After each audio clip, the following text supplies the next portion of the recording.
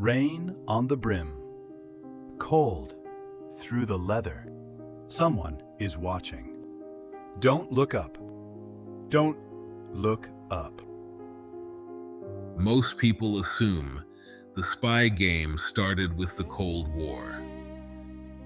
Two superpowers, two ideologies, two fingers hovering over the button while the whole world held its breath and tried to look casual about it.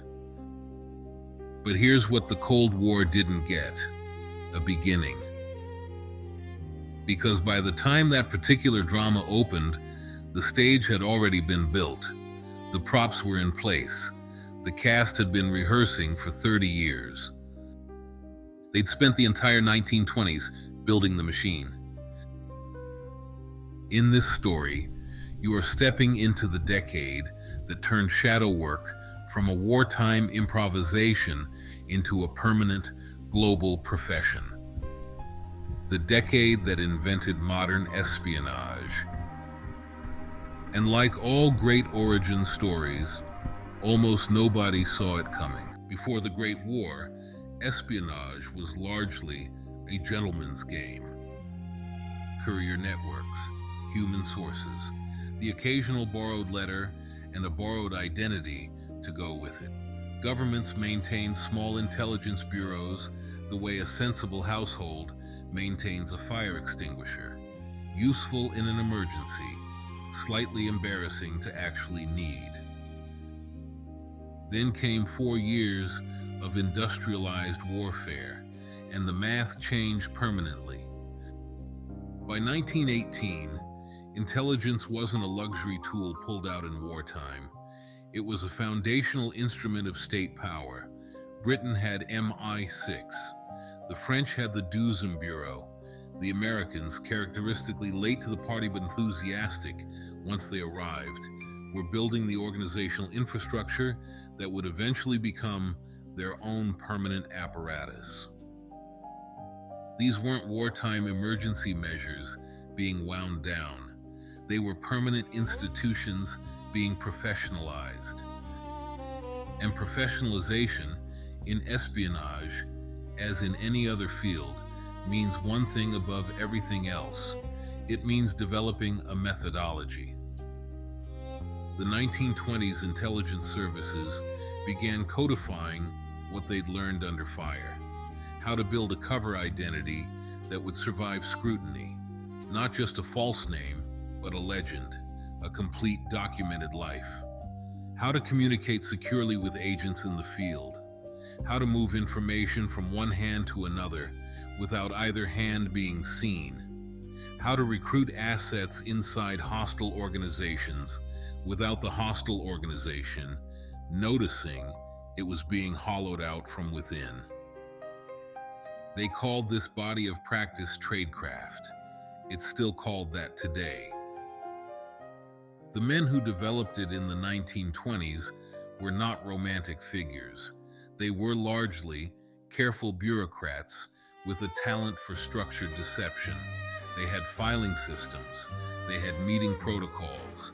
They had procedures for what to do if an agent went silent, and procedures for what to do if an agent went loud. The amateur spy was finished. What replaced him wore a better suit and kept far better records. The briefcase. Don't let go of the briefcase. The passport is in the left pocket. It should be in the left pocket. It's there. It's there. Nobody is watching you. Nobody is watching you. No one embodied the new professional era and its contradictions quite like Sydney Reilly. Born Georgi Rosenblum in Odessa, reinvented as Sydney George Reilly in London, employed by British intelligence and trusted by almost no one who actually knew him well. He was, depending on which account you read, either the greatest spy of his generation or a spectacular self-promoter who happened to be genuinely dangerous. Possibly both. The record is somewhat muddied by the fact that Reilly spent considerable energy muddying it himself. By the early 1920s, Reilly was running operations against the young Soviet state with a boldness that, in retrospect, looks less like tradecraft and more like theater. He wasn't simply gathering intelligence.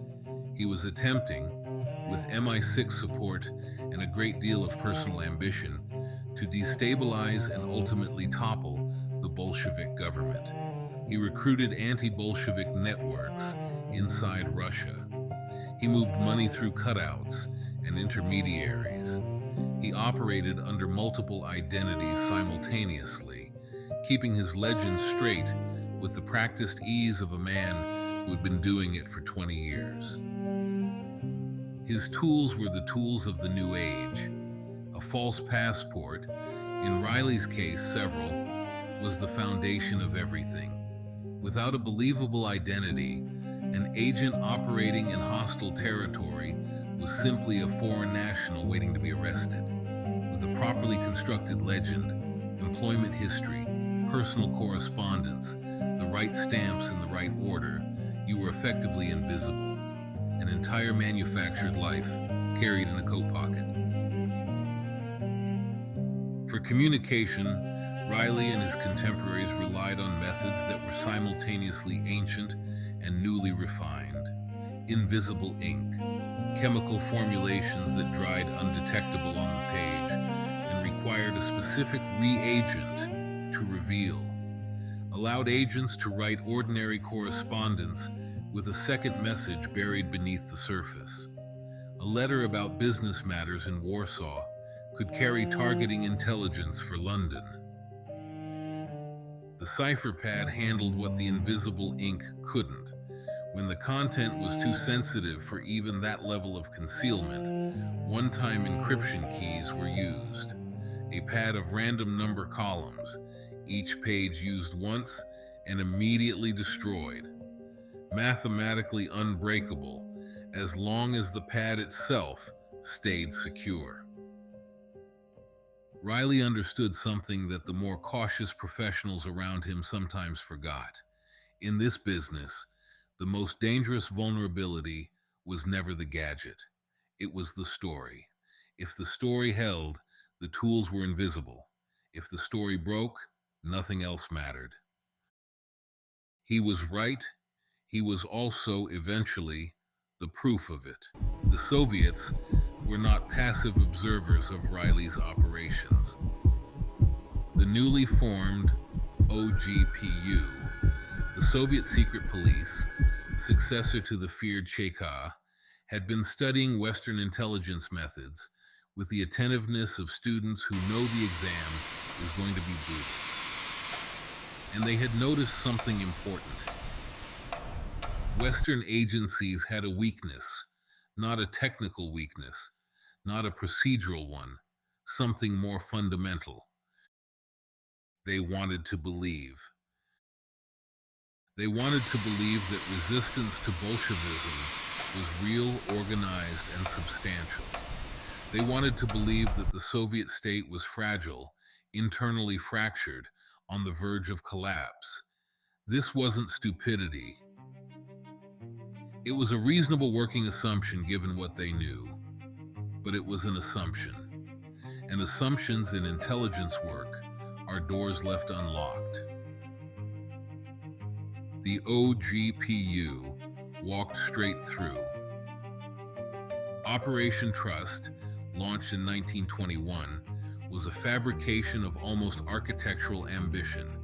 The Soviets created, from the ground up, an entirely fictional anti-Bolshevik resistance organization.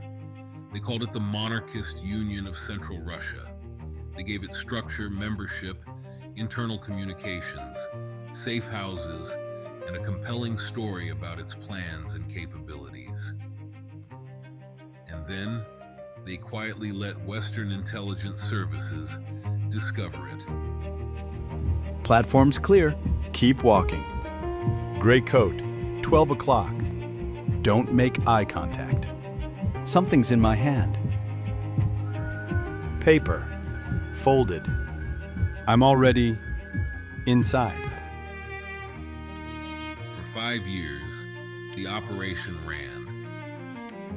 Western intelligence agencies poured resources into what they believed was a genuine underground network. Money flowed in, real agents were sent in. Russian emigres who had fled the revolution were persuaded to return home and join the fight. Every single one of them was walking into Soviet hands. The dead drop, a prearranged location where materials could be left and retrieved without the parties ever meeting, was used extensively by both sides during this period. A hollow space beneath a park bench, a marked book on a library shelf, a chalk signal on a specific doorpost to indicate the drop was loaded. The beauty of the dead drop was its simplicity. It created no moment of contact that could be observed. The OGPU understood this. They used it to feed carefully curated disinformation to Western handlers while running the actual operation in the opposite direction. Sydney Reilly, in 1925, was personally invited to meet with the leadership of this fake resistance. He went. It was the last operational decision he ever made. He was arrested at the Soviet border, interrogated extensively, and executed. Operation Trust established something that no amount of technical sophistication could counter. You cannot build a gadget that detects a lie told by the organization you are depending on to tell you the truth. The Cold War's most sophisticated deception operations, the double agents, the turn networks, the elaborate disinformation campaigns, all trace a direct line back to a fake resistance movement that a man in Moscow built at a desk in 1921 and watched run itself for 5 years.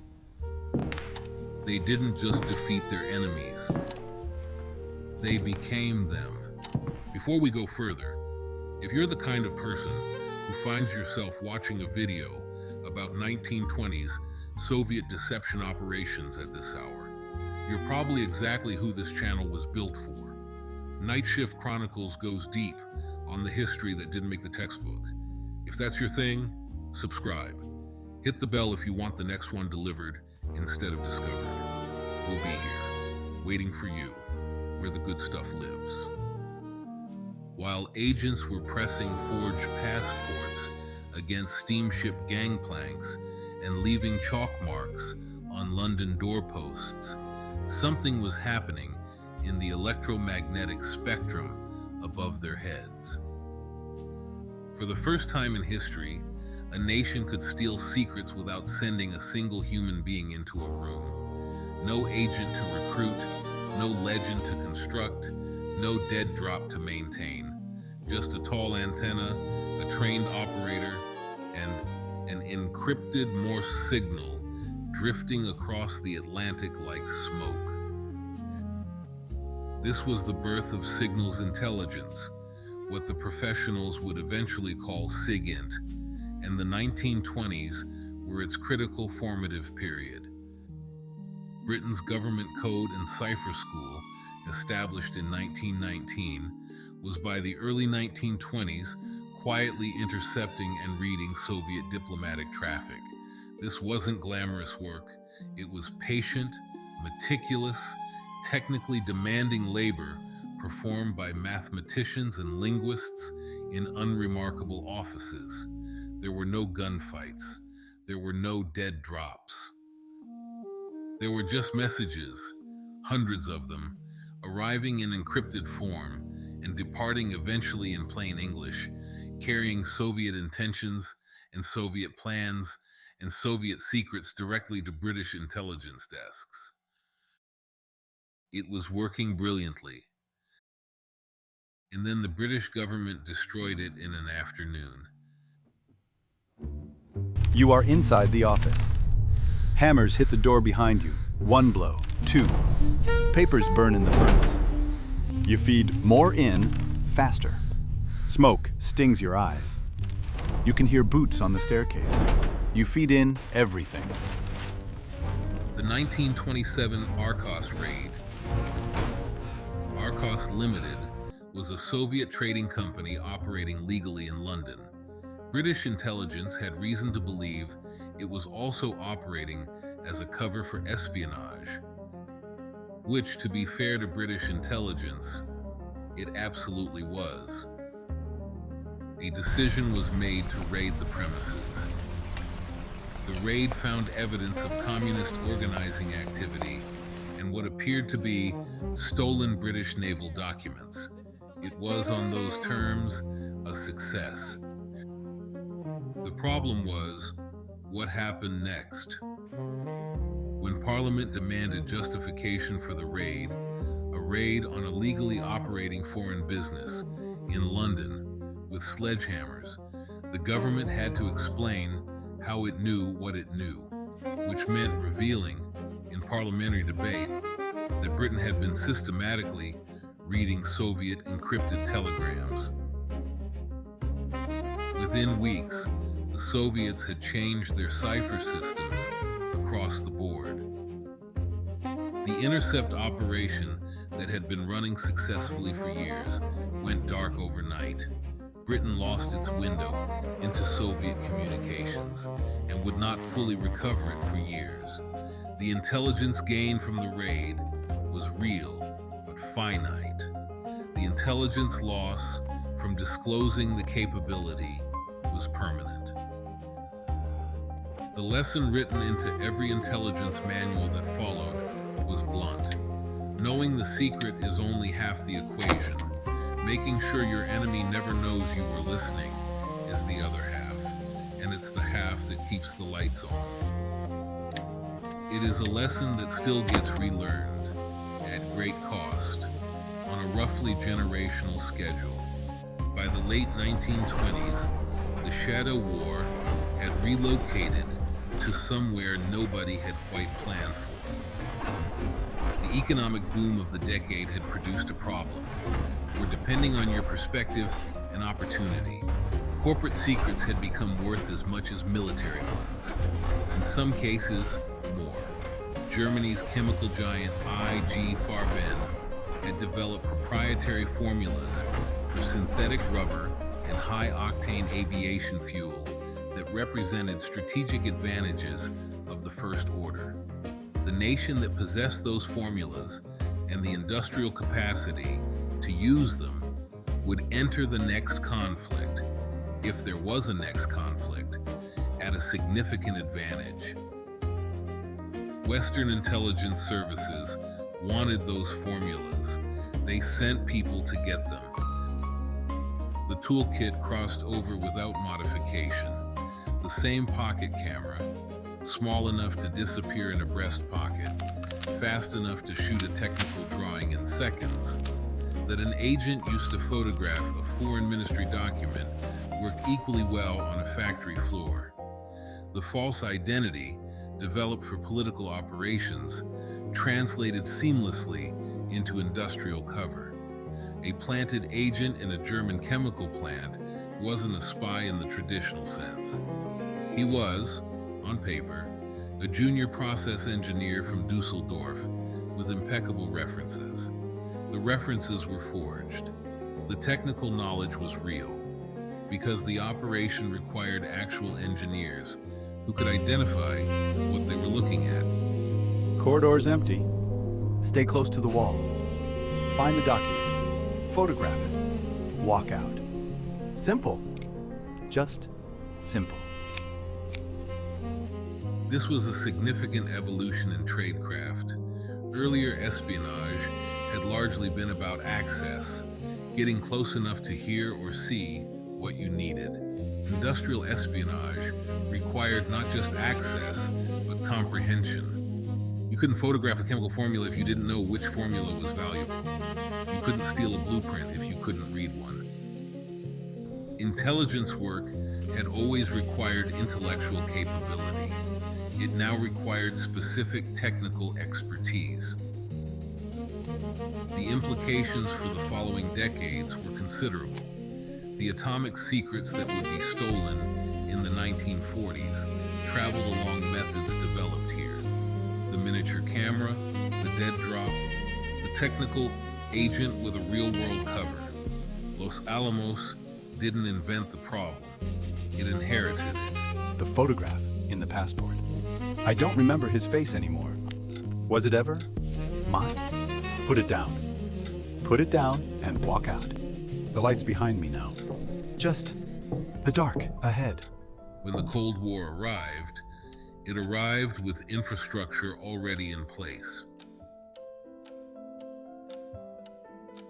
Professional intelligence services, tradecraft manuals, signals interception networks already running, industrial espionage operations that had already identified the template. The false passport, the dead drop, the trap disguised as an alliance, the reality manufactured by your enemy and handed to you as intelligence. None of it was invented in 1947. It was invented in the 1920s, in the gap between one catastrophe and the next, by people who had seen what the first catastrophe cost and were quietly, methodically ensuring that when the second one came, because they were fairly confident a second one was coming, they would not be caught improvising. They were not romantics. They were not, for the most part, the dashing figures the popular imagination tends to produce. They were patient professionals, building permanent institutions in what everyone else had agreed to call peacetime. The Cold War didn't teach the world how to spy.